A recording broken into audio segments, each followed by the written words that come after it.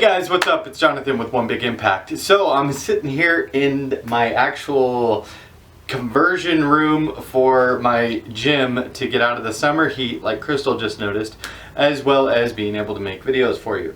But I'm getting a lot of questions on my channel from subscribers, viewers, and from my family on Facebook, the Healthy Living for a Healthy Life at our group, about really kind of how to do Atkins or what it really is. So this video is actually all about Atkins. So the first thing that I wanted to cover is, number one, I'm going to have 10 tips, by the way. Number one is actually ketosis. So I'm going to make this video really quick. I'm just going to do a brief overview of each and everything.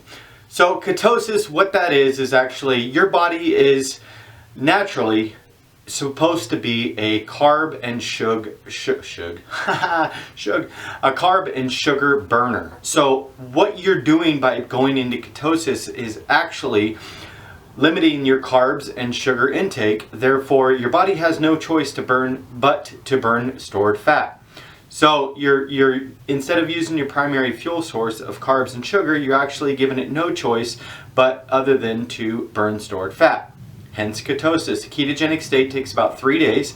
You get these little Rely-On sticks at the grocery store or Walmart or whatever. They're like $6. You get 50 of them, and you urinate on them, and it actually gives you different levels: moderate, not in ketosis, full ketosis, and they're actually called different things. And that's how you're able to tell if you have ketones in your urine, which means you're peeing out fat, which is good.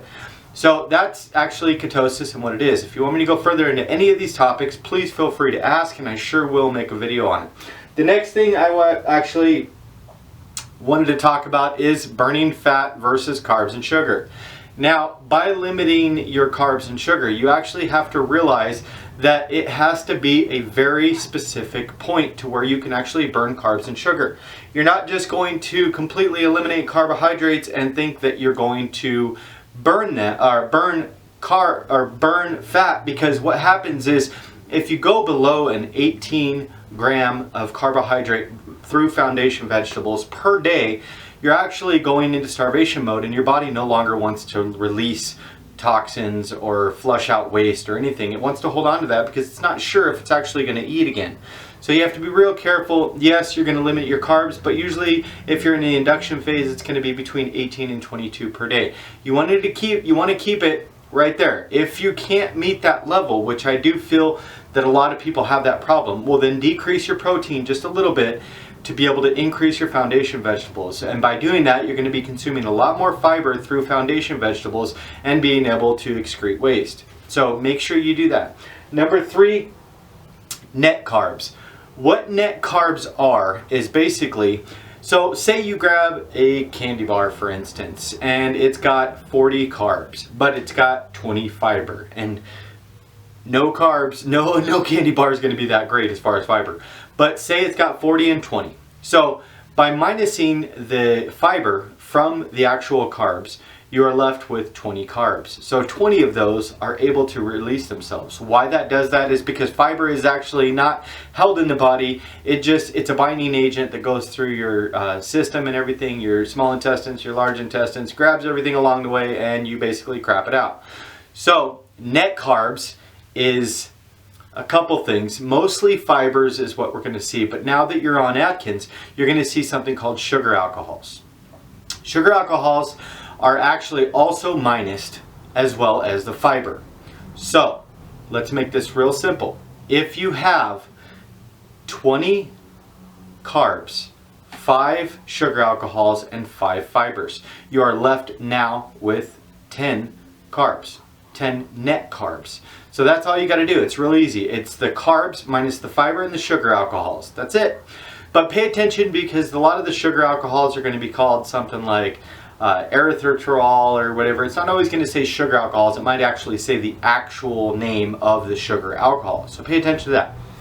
Next is number 4 is foundation vegetables are going to be your main carb source. Now don't think because you're going into this that you're going to be able to eat whatever carbs you want as long as you stay between 18 and 20 or 22.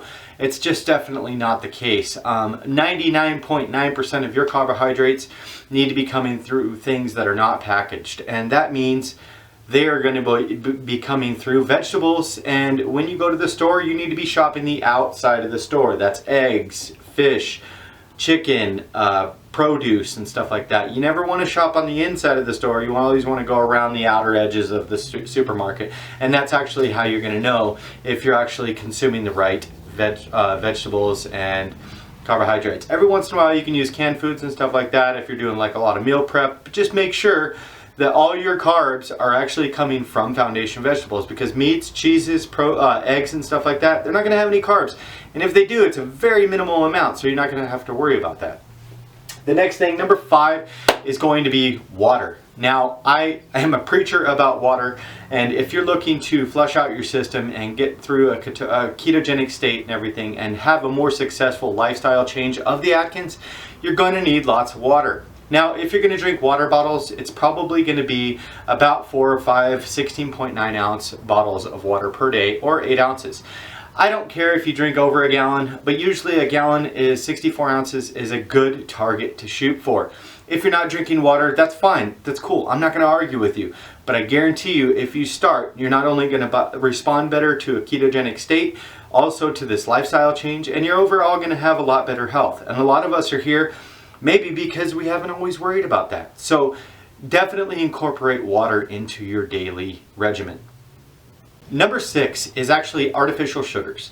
Now, I don't want you to be scared of artificial sugars, but I want you to realize that there's studies that have been shown that artificial sugars are probably going to metabolize more so as a sugar as more of them that you consume. You need to make sure that you're not just avoiding sugars completely and then thinking that you can just eat as much artificial sugar as you want, like sucralose, sucrose, sweetened lows, stevia, or I guess stevia is a natural one, but still, even then, you have to, I know you're limiting your sugars, but you also need to pay attention to the artificial sugars as well as the sugar alcohols.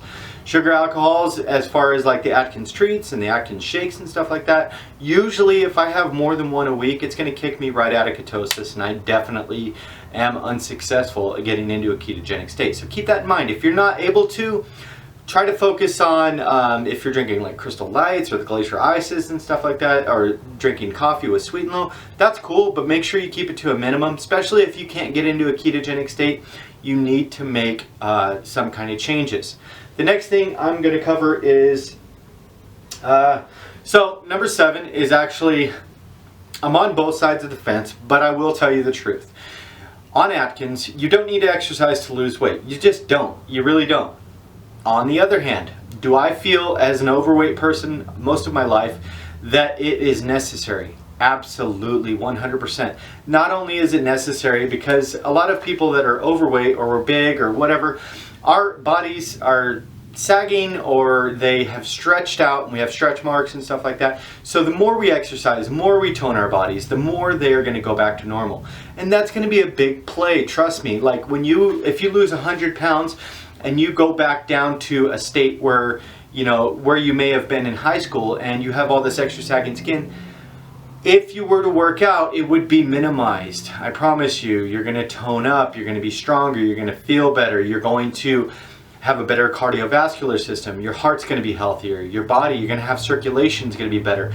Everything is going to benefit from exercise. Do you have to? No, you don't. But you're going to see more results with your overall positive health and wellness if you do. Number 8.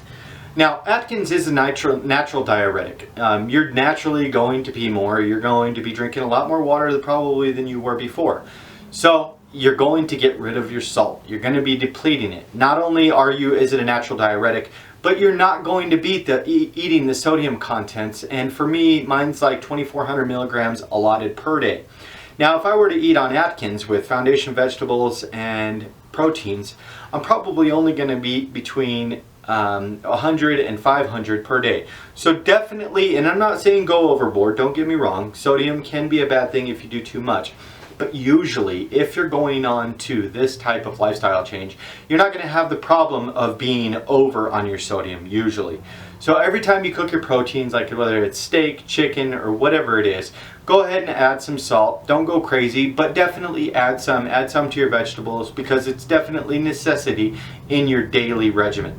The next thing is number 9, is there's no cheat days. Atkins is a way of life. Low carb lifestyle, or whatever lifestyle that you're changing, paleo, keto, those things are not necessarily the same as Atkins. Atkins is a lifestyle change. You're eventually going to be finding your carb threshold down the road, and you're not going to stay at 20 carbs forever. You're going to probably be somewhere, and I can't even say, because some people's threshold is 50, some people's threshold is like 500, and they were eating 1,000. It's crazy. Like, you don't even think about what you're consuming until you actually start writing it down on paper. But the thing is that you need to remember that there's no cheat days. I don't care if it's a month, 2 months, whatever. If you come to the point where you're hitting a plateau and you're not understanding why you're not losing weight, send me a message, because send me a message and tell me what you're eating in a day, and I can usually pinpoint in a freaking split second what is causing your problem. And be honest, don't lie to me, because you're only lying to yourself. I know something's wrong, whether it's you need to lay off the exercise because you're going too hard with bodybuilding, whether it is you're eating too much artificial sugars, or you're eating too many carbs, or something in your diet, like you're like, well, I don't know why I can't go into ketosis, but I'm eating a whole pineapple each day. Well, I know you think that a pineapple is good for you, but in the induction phase, it's definitely not. And even in some later phases, you can't eat a whole pineapple. You know, that's part of our problem. We actually don't know the proper way to eat, so you have to be really careful with that type of thing. But there's no cheat days. You're not like, well, you know, I've been going for a month now, I lost 10 pounds, my goal is 100, I could probably cheat. The problem with that is, myself included, once we do that, we trick our minds of saying, you know what, it's perfectly acceptable to cheat today, and maybe cheat tomorrow, and then cheat the next day, and cheat, and cheat, and cheat, cheat.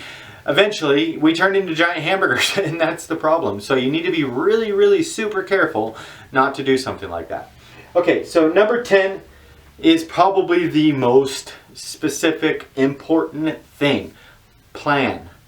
Meal prep. Be prepared, and have your food with you at all times. If you don't, you will fail. And the reason I say that, because if you're going out with your boys and on a Friday night and you're like, well, you know, we're gonna have some drinks or whatever, and I ain't got my meals, you're gonna end up stopping by a taco shop, and then boom, there goes your ketosis, everything's screwed up, as well as probably with the alcohol. That's a whole nother complete video that I could make as far as the alcohol goes. But be prepared. If you have to separate yourself from your boys that are going out all the time, do that. Just be prepared. Be prepared to say, hey, in 6 months, maybe when I hit my goal, I can probably hang out, guys, but right now I think I need to focus on this. And if you're going to work, you need to prep in advance. If you have a busy week or a vacation coming up, prep, think forward, and be prepared for what could happen, because definitely if it could happen, guess what? It's going to. And you don't want to be in a situation where everybody's eating at a party or whatever, and you're ravenously hungry, because you're going to end up eating the cake and the ice cream and the treats and stuff like that, and that's going to screw you up on your lifestyle change. So be prepared. You guys, I hope this 10 tips was helpful. This is basically a video all about Atkins, just to give you a good overview. I hope this helped you. If it did, please like, share, comment, and subscribe to our channel. I'll put videos to a 30-day challenge here, a 10-day challenge here, or mixed, whichever way. And we'll subscribe up here, subscribe button. Anyway, also, if you haven't joined us yet on our Facebook group, it's called Healthy Living for a Healthy Life. We have an amazing family of members there. Big, huge shout out to my group and all of the amazing people. You guys, I love you. Keep up the good work, and remember to spread love, not hate. Peace.